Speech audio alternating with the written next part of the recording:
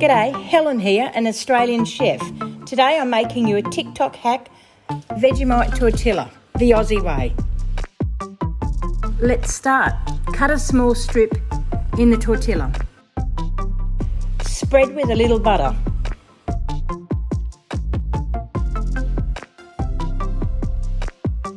Now spread Vegemite all over the tortilla, as heavy or as light as you like.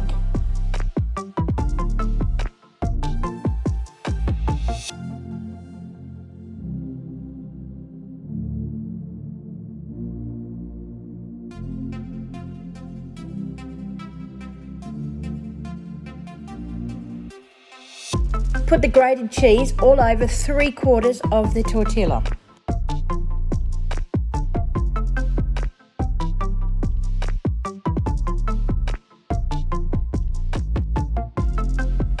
Now let's fold the tortilla.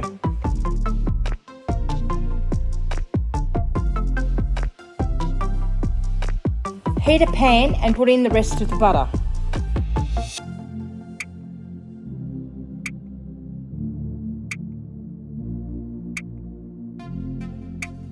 Put the folded tortilla in the pan and brown on both sides.